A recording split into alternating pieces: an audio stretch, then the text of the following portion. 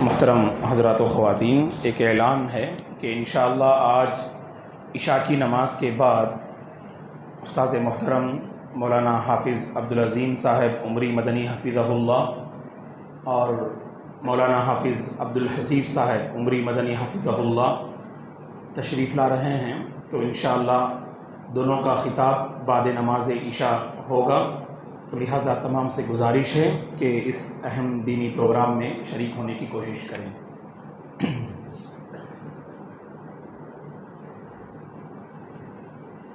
الحمدللہ رب العالمین والعاقبۃ للمتقین والصلاة والسلام علی رسولہ الامین وعلی آلہ وصحبہ اجمعین ومن تبعہ بإحسان الی یوم الدین، اما بعد فاعوذ باللہ من الشیطان الرجیم وَيَسْأَلُونَكَ عَنْ ذِي الْقَرْنَيْنِ قُلْ سَأَتْلُو عَلَيْكُمْ مِنْهُ ذِكْرًا۔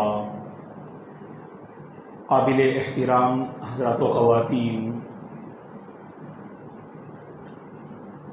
قرآن مجید میں وارد مختلف قصے جنہیں اللہ تعالیٰ نے بیان کیا، بعد نماز فجر کے دروس میں اس سے پہلے مختلف قصے ہم نے معلوم کیے، اور اس اہم واقعے کی طرف اس سے پہلے ہم نے اشارہ کیا کہ مکی زندگی میں رسول اللہ صلی اللہ علیہ وسلم نے جب دعوت دین کو کھلم کھلا لوگوں کے سامنے پیش کرنا شروع کیا تو ہر طرف سے مخالفتیں آئیں۔ رسول اللہ صلی اللہ علیہ وسلم اور مسلمانوں کو کمزور کرنے کے لیے دشمنان اسلام نے بہت ساری سازشیں انہوں نے اختیار کی۔ ان میں سے ایک سازش یہ کہ بعض احباب کو مکہ سے مدینہ بھیجا تاکہ یہودیوں سے ملاقات کر کے کچھ ایسے سوالات معلوم کر کے آئیں اور اللہ کے نبی کی خدمت میں ان سوالات کو رکھ کر آپ کی بے بسی کو لوگوں کے سامنے ثابت کریں۔ تو اس سلسلے میں نضر بن حارث، عقبہ بن ابی معیط، ان دو مشرکوں کو اہل مکہ نے بھیجا مدینہ تاکہ یہودیوں سے ملاقات کر کے، اہل کتاب سے ملاقات کر کے چند سوالات لے کر آئیں۔ تو یہودیوں نے 3 سوالات پیش کیے۔ پہلا سوال، روح کے بارے میں پوچھو محمد سے، وہ کیا جواب دیتے ہیں۔ اور دوسرا سوال، اصحاب الکہف کے بارے میں پوچھو، اور تیسرا سوال ذو القرنین کے بارے میں پوچھیے۔ تو گویا کہ ان تینوں سوالات کے جوابات اللہ نے قرآن میں دیے۔ روح کے بارے میں کہا اس کا حقیقی علم صرف اللہ ہی کو حاصل ہے۔ وَيَسْأَلُونَكَ عَنِ الرُّوحِ قُلِ الرُّوحُ مِنْ أَمْرِ رَبِّي وَمَا أُوتِيتُم مِّنَ الْعِلْمِ إِلَّا قَلِيلًا۔ انسانوں کو جو علم دیا گیا وہ بس معمولی اور تھوڑا سا علم، اور حقیقی علم اللہ کے پاس ہے۔ اور دوسرا سوال اصحاب الکہف، غار والوں کے بارے میں۔ اس سے پہلے فجر کے بعد والے درس میں غار والوں کا تفصیلی واقعہ ہم نے آپ کی خدمت میں بیان کیا۔ اور تیسرا سوال ذو القرنین کے بارے میں۔ سورہ کہف جو ہر جمعہ جس کی تلاوت کرنا مسنون اور مشروع ہے، اور اس کی تلاوت کرنے سے ایک جمعہ سے دوسرے جمعہ کے مابین اللہ ایک روشنی پیدا فرماتے ہیں، تو اس عظیم صورت میں اللہ نے 3 عظیم واقعات کو بیان کیا۔ پہلا واقعہ غار والوں کے بارے میں، دوسرا واقعہ حضرت موسیٰ اور حضرت خضر علیہم السلام کے درمیان جو سفر اور سفر سے متعلق جو 3 اہم واقعات اللہ نے اس صورت میں بیان کیے، اور تیسرا اور اہم واقعہ جس پر اس صورت کا اختتام ہوتا ہے، 16ویں پارے کی شروعات میں اللہ نے اس واقعے کو بیان کیا۔ وَيَسْأَلُونَكَ عَنْ ذِي الْقَرْنَيْنِ قُلْ سَأَتْلُو عَلَيْكُمْ مِنْهُ ذِكْرًا۔ یہاں سے اس واقعے کی شروعات ہوتی ہے۔ اے نبی، یہ لوگ آپ سے ذو القرنین کے بارے میں پوچھتے ہیں، تو اس کے بعد اللہ نے تفصیل سے اس ذو القرنین کے بارے میں بیان کیا۔ اس ذو القرنین کون ہیں؟ عربی زبان میں قرن کہتے ہیں سینگ کو، تو گویا کہ 2 سینگوں والے، 2 سینگوں والے۔ دراصل ذوالقرنین ایک انصاف پسند بادشاہ تھے، بہت بہادر انصاف پسند بادشاہ گزرے ہیں۔ اور یہ کس زمانے کے بادشاہ تھے؟ اہل السیر نے لکھا ہے، تاریخ لکھنے والوں نے بیان کیا ہے کہ عیسیٰ علیہ السلام پیدا ہونے سے 500 سال پہلے کا یہ واقعہ ہے۔ اور آپ کو معلوم ہونا چاہیے، بعض مورخین نے ذکر کیا کہ بخت نصر نے جب یہودیوں پہ ظلم کیا اور مسجد اقصیٰ سے یہودیوں کو بخت نصر ظالم بادشاہ نے باہر نکالا تو تقریباً 70 سال تک یہودی حضرات ذلت و رسوائی کی زندگی بسر کر رہے تھے۔ دوبارہ مسجد اقصیٰ میں لوٹانے والے اور فلسطین پہنچانے والے یہودیوں کو کون تھے؟ یہی ذوالقرنین نامی بادشاہ تھے۔ اصل دو سینگوں والے کیوں کہا جاتا ہے؟ کیونکہ سبحان اللہ یہ ایسے بادشاہ ہیں جنہوں نے اپنی بساط اور طاقت کے مطابق مشرق اور مغرب دونوں علاقوں کو انہوں نے کور کیا، دونوں علاقوں کو انہوں نے فتح کیا۔ مشرق کے علاقے بھی اپنے قبضے میں کیے اور مغرب کے علاقے بھی اپنے قبضے میں کیے۔ تو گویا کہ مشرق اور مغرب کے بہت سارے علاقوں کو قبضے میں کرنے والے یہ بادشاہ ہیں، اسی لیے ان کو دو سینگوں والے بادشاہ کہا جاتا ہے۔ اصل ان کا نام تھا، انگریزی میں ان کو سائرس کہتے ہیں۔ آپ اگر انگریزی کتابیں پڑھتے ہیں تو خاص کر دنیا کی ہسٹری، تو عیسیٰ علیہ السلام پیدا ہونے سے 500 سال پہلے کا واقعہ اگر آپ پڑھیں تو سائرس کا جو ہے واقعہ ضرور پڑھیں گے۔ ویسے سائرس اول، سائرس دوم، ایسے کئی بادشاہ گزرے ہیں۔ تو سائرس یہ انگریزی میں آپ کو کہا جاتا ہے اور عربی میں آپ کا نام ہے خوروز۔ اصل واقعہ کیا تھا ذوالقرنین کے بارے میں جو اللہ نے سورہ کہف میں بیان کیا؟ ذوالقرنین بادشاہ مشرق اور مغرب کا دورہ کرتے ہیں۔ سب سے پہلے مغرب کی جانب چلتے ہیں اور جو علاقے آپ کے جو ہے حصے میں آئے سب کو فتح کرتے ہوئے اور انہیں جو ہے اپنے قبضے میں کرتے ہوئے غلبہ پاتے ہوئے آگے بڑھے۔ اور بعض مورخین نے لکھا ہے اسرائیلی روایات کے حوالے سے کہ اس دور میں مغرب کی دو سپر پاور جو حکومتیں تھیں، ایک حکومت کا نام میڈیا تھا اور دوسری حکومت کا نام ریڈیا تھا۔ تو گویا کہ اس وقت مغرب کی یہ دو سپر پاور حکومتیں تھیں۔ تو سب سے پہلے ذوالقرنین نے میڈیا پر جو ہے حملہ کیا اور میڈیا کو فتح کیا ذوالقرنین بادشاہ نے۔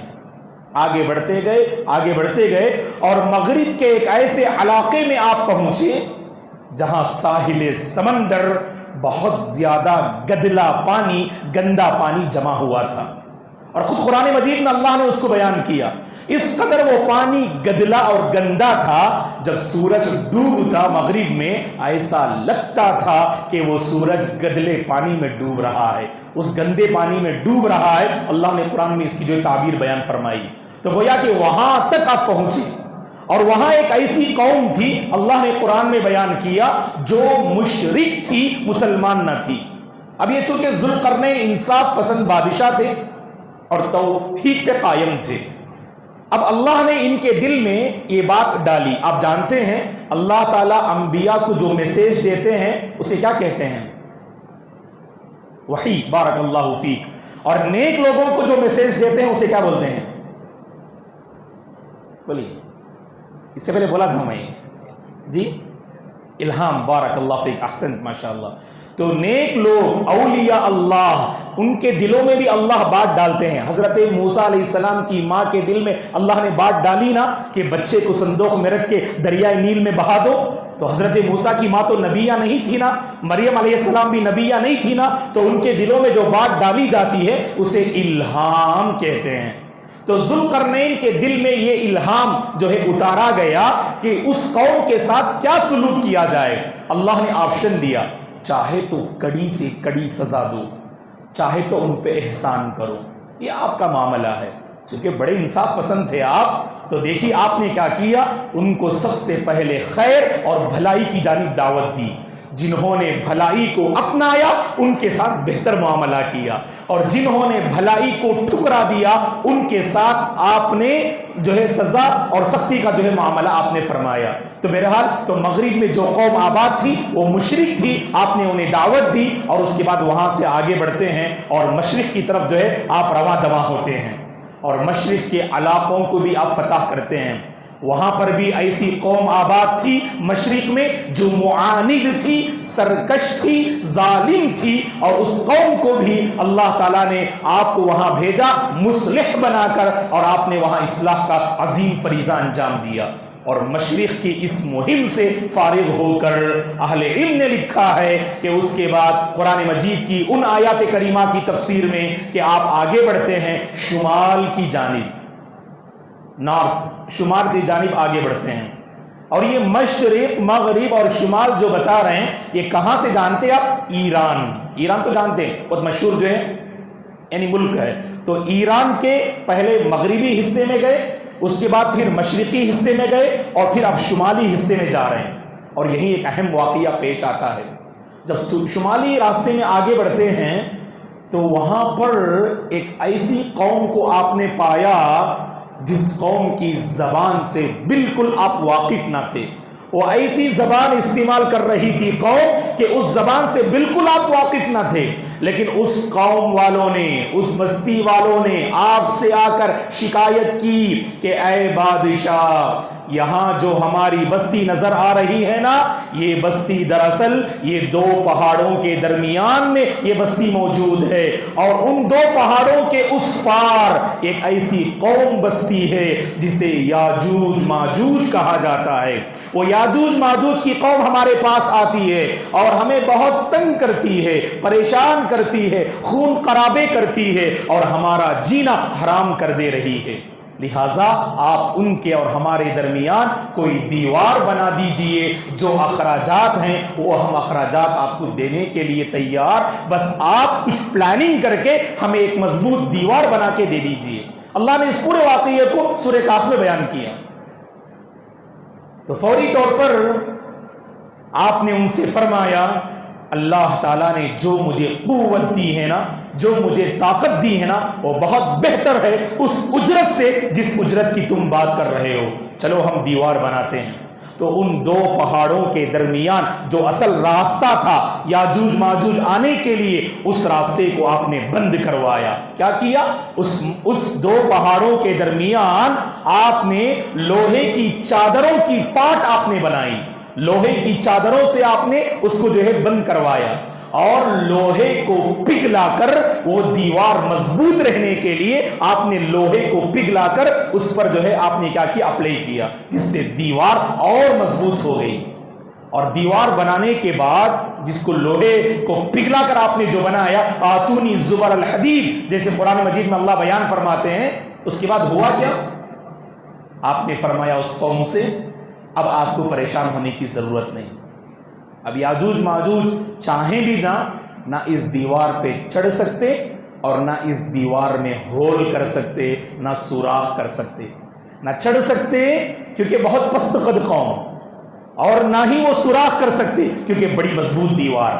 ہاں، اللہ کا جب حکم آئے گا یہ دیوار ریزہ ریزہ ہو جائے گی، یہ دیوار ریزہ ریزہ ہو جائے گی۔ تو جو فاصل ہے یاجوج ماجوج اس جو ہے آبادی میں آنے کے لیے، یہ وہی فاصل ہے اور وہی دیوار ہے جسے ذوالقرنین نے تعمیر کی، اور اللہ نے خود جو ہے قرآن مجید میں اسے بیان کیا۔ اب آئیے معلوم کرتے ہیں کہ وہ دیوار ہے کہاں۔ تو اس سلسلے میں کوئی صریح جو ہے روایت ہمیں احادیث میں نہیں ملتی ہے، لیکن تاریخ بیان کرنے والوں نے اس جو ہے دیوار کا سوراخ لگانے کی کوشش کی، اور بہت ساری جو روایتیں ہمیں ملتی ہیں۔ بعض لوگوں نے کہا یہ وہ دیوار ہے جو دیوار چین ہے نا، چائنا کی جو دیوار ہے نا، بعض لوگوں نے کہا کہ وہ دیوار، لیکن وہ قول زیادہ صحیح نہیں ہے، کیونکہ وہ جو ہے دیوار دو پہاڑوں کے سلسلے کے درمیان وہ دیوار جو موجود نہیں ہے۔ جو سب سے زیادہ قریب جو قول ہے صواب کے اور صحیح جو ہے رائے کے، وہ کون سی جو ہے بات ہے؟ یہ دیوار کہاں ہے؟ قفقاز ایک علاقے کا نام ہے، قفقاز کے علاقے داغستان میں دربند اور دریال کے درمیان یہ دیوار موجود ہے. گویا کہ ان دو پہاڑوں کے نام کیا ہیں؟ ایک پہاڑ کا نام دربند اور ایک پہاڑ کا نام جو ہے داریال. تو داریال اور دربند کے درمیان جو دیوار ہے جو داغستان کے علاقے میں ہے تو وہی دیوار ہے جسے ذوالقرنین نے بنائی. اور اس دیوار کے بارے میں علماء نے لکھا ہے تقریباً اس دیوار کی جو اونچائی ہے 20x9 فٹ جو ہے دیوار اونچی ہے یہ, اور اس کی جو چوڑائی ہے تقریباً 10 فٹ چوڑی ہے, اور اس کی جو لمبائی ہے تو تقریباً کا 50 میل لمبی دیوار ہے. 10 فٹ چوڑی, 20x9 فٹ اونچی اور 50 میل لمبی یہ دیوار ہے جسے ذوالقرنین نے بنائی. تو ذوالقرنین کے اس واقعے کو اللہ تعالیٰ قرآن مجید کی سورۃ الکہف میں بیان کرتے ہیں. اب آئیے دوستو, ذوالقرنین کے واقعے سے دو اہم عبرتیں اور دو اہم باتیں. پہلی بات یہ ہے, اللہ تعالیٰ جب کسی کو طاقت یا غلبہ عطا کرتے ہیں اس قوت اور طاقت کا صحیح استعمال کرنا چاہیے. اور یہ طاقت جسمانی بھی ہو سکتی, مالی بھی ہو سکتی اور علمی بھی ہو سکتی ہے, کیونکہ علم ایک طاقت ہے, مال ایک طاقت ہے اور جسمانی قوت ایک طاقت ہے. اللہ نے آپ کو جو قوت دی ہے اس قوت کے ذریعے اوروں کے کام آئیے. چاہتے تو ذوالقرنین اپنی قوت کا غلط استعمال کر سکتے تھے, مغرب والوں کو سمجھایا, مشرق والوں کو سمجھایا, شمال والوں کا مسئلہ حل کیا. اللہ اکبر, کتنے نیک تھے نا. اسی لیے اللہ نے جو ہے آپ کے واقعے کو قرآن میں اللہ نے جگہ دی. تو اس واقعے کے ذریعے ہم امت مسلمہ کے لیے پیغام کیا ہے؟ ہمارا وجود بھی لوگوں کے لیے ایسا ہی ہونا چاہیے. ہر ایک کے اندر صلاحیت ہے دوستو. آپ یہ نہیں کہہ سکتے مولانا میرے پاس کچھ بھی نہیں ہے, ٹٹولی ڈھونڈیے. آپ کے پاس کیا صلاحیت؟ علم کی صلاحیت ہے. اس علم کی جو ہے روشنی سے آس پاس کے ماحول کو منور کیجیے. مال کی طاقت ہے, اس کے ذریعے کمزوروں کے کام آئیے. اگر آپ کے پاس جسمانی طاقت ہے تو اسلام کا دفاع کیجیے. دشمنان اسلام کا اگر جو مقابلہ کرنے کی ضرورت پڑے اپنی طاقت کو اسلام کے جو ہے حق میں استعمال کیجیے. اللہ اکبر. تو یہ تین طاقتیں ہیں, جسمانی, مالی اور علمی. اللہ نے آپ کو جس طاقت سے نوازا اس طاقت کا صحیح استعمال کیجیے. اور دوسرا اور اہم پیغام, یاجوج ماجوج پر ہمارا ایمان ہونا چاہیے. گرچہ قرآن مجید میں اللہ نے صرف ایک مقام پر یاجوج ماجوج کے بارے میں ذکر کیا. کون سی سورت؟ سورۃ الکہف میں. ہاں یہاں ہے, لیکن اور ایک مقام پر جو اللہ نے ذکر کیا ہے وہ کہاں؟ جن کے بارے میں اللہ نے کہا کہ جو ہے جب ان کو کھول دیا جائے گا, جب وہ دیوار ہٹا دی جائے گی تو پوری طرح سے پوری دنیا میں جو ہے وہ چھا جائیں گے. حتی اذا فتحت یأجوج ومأجوج وهم من کل حدب ینسلون. سورہ انبیاء میں اللہ نے بیان کیا, 17ویں پارے سورہ انبیاء میں اللہ نے بیان کیا جب اس دیوار کو اللہ تعالیٰ کھول دیں گے تو گویا کہ یہ لوگ پھسلتے ہوئے ہر طرف آ دھمکیں گے, ہر طرف جو چھا جائیں گے. کیا بلندی کیا پستی, ساری جگہ پر یہ چھا جائیں گے. اور یہ قیامت کے قریب یہ واقعہ رونما ہوگا. یاد رکھیے دوستو, قیامت کے قریب جو عظیم نشانیاں ہیں, بعض لوگ انکار کرتے, عیسیٰ علیہ السلام کے نازل ہونے کا انکار, مہدی علیہ السلام کے ظہور کا یا تو انکار, یا تو اب کہتے ہیں کہ مہدی نعوذ باللہ علیہ السلام ظاہر ہو چکے, مہدوی فرقہ اللہ اسے ہدایت دے. اور اسی طرح سے یاجوج ماجوج اور دجال کے بارے میں کہتے ہیں جو ہمارے ہاتھ میں موبائل ہے, میڈیا ہے, یہی دجال ہے, یہی یاجوج ماجوج ہے. کہا کہ نہیں دوستو, یاجوج ماجوج ایک قوم ہے جو اللہ نے ہم بندوں کو آزمانے کے لیے رکھا ہے. اور اس کا زمانہ کب ہوگا؟ جب عیسیٰ علیہ السلام نازل ہوں گے, مہدی علیہ السلام ظاہر ہوں گے اور دجال کا جو ہے خروج ہوگا, تو اس کے بعد یاجوج ماجوج کا ظہور ہوگا اور یاجوج ماجوج پوری دنیا میں پھیلیں گے اور ہر طرف جو ہے قتل و غارت گیری عام کریں گے, خون کی ندیاں بہائیں گے. آخر کار جانتے ہیں ان کی موت کہاں ہوگی؟ سرزمین فلسطین میں ان کی موت آئے گی. وہ کیسے؟ وہ بھی سن لیجئے. یہ کہہ کر انشاءاللہ اپنی گفتگو میں ختم کر دوں گا. صحیح مسلم کی حدیث سے, صحیح مسلم کی حدیث سے اللہ کے نبی نے فرمایا صلی اللہ علیہ وسلم نے کہ یاجوج ماجوج کا خاتمہ کہاں ہوگا؟ جب پوری دنیا کا یہ چکر لگائیں گے اس کے بعد سرزمین فلسطین پہنچیں گے. اور وہاں مسجد اقصیٰ کے قریب ایک پہاڑ ہے، اللہ کے نبی نے اس پہاڑ کا نام ذکر کیا، اس پہاڑ کا نام جبل الخمر ہے۔ الخمر نامی پہاڑ کے پاس یہ ساری قوم جمع ہوگی، اور جمع ہونے کے بعد جانتے ہیں نعوذ باللہ یہ قوم کیا کہے گی؟ یہ قوم پہاڑ پر چڑھ کے کہے گی ہم نے زمین والوں کا کام تمام کر دیا، ہم نے زمین والوں پر تو حکمرانی کی، اب باری ہے آسمان والے کی، اب باری ہے آسمان والے کی۔ تو ہر یاجوج اور ماجوج کی قوم میں ہر شخص تیر نکالے گا، اور آسمان میں موجود نعوذ باللہ اللہ پر برسانے کے لیے اور اللہ کو نعوذ باللہ ختم کرنے کے لیے تیر چلائیں گے۔ اور اللہ کے نبی نے فرمایا جب یہ لوگ تیر چلائیں گے تو تیر اوپر جائے گا، اور پھر اللہ کے حکم سے وہ تیر پلٹ کر آئے گا، اور جب پلٹ کر آئے گا اس تیر کا جو ہے رنگ لال ہو جائے گا، وہ لال رنگ کی شکل اختیار کرتے ہوئے وہ تیر آئے گا اور ان کے سینوں میں چبھ کر وہیں پر ان کی موت ہو جائے گی۔ اور سرزمین فلسطینی میں اللہ تعالیٰ دجال کا بھی خاتمہ فرمائیں گے عیسیٰ علیہ السلام کے ذریعے۔ وہ کہاں؟ باب لد۔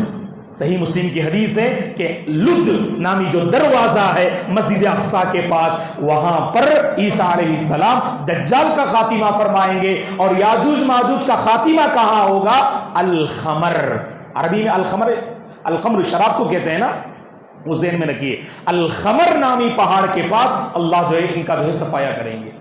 تو بہرحال دوستو یہ تاریخی حقائق کے حوالے سے کچھ باتیں رہی جو ہم نے اس ذوالقرنین کے واقعے میں ہم نے بیان کی۔ اللہ سے ہماری دعا ہے اللہ تبارک و تعالیٰ قرآن مجید میں اس طرح کے جو مختلف واقعات اور قصے جو بیان کیے گئے ہیں انہیں عبرت کی کانوں سے سننے اور عبرت کی نگاہوں سے دیکھنے، پڑھنے، پڑھانے، سمجھنے، سمجھانے کی اللہ ہم سب کو توفیق عطا فرمائے۔ اللہ تعالیٰ نے قرآن میں انبیاء کے جو واقعات بیان کیا، مختلف قوموں کے جو واقعات بیان کیا، قرآن مجید میں صاف الفاظ میں اللہ نے کہا ان واقعات کے پیچھے عقل مند حضرات کے لیے عبرت کا سامان ہوتا ہے، ہم عبرت حاصل کریں۔ جیسے اگر کوئی آپ سے پوچھے ذوالقرنین کے واقعے سے ہمیں کیا سبق ملتا ہے، ہمیں یہ سبق ملتا ہے اللہ نے جو طاقت ہمیں دی ہے، جو قوت ہمیں دی ہے، یہ مت کہیے مولانا ہمارے پاس تو بادشاہت نہیں ہے، حکومت نہیں ہے، کرسی نہیں ہے، آپ اس کے انتظار میں مت رہیے، بلکہ ہر کوئی اپنی بساط اور طاقت کے مطابق لوگوں کے جہاں آپ کام آ سکتے ہیں اللہ کی خاطر وہاں کام آئیے، کیونکہ یہ جو دور ہے دوستو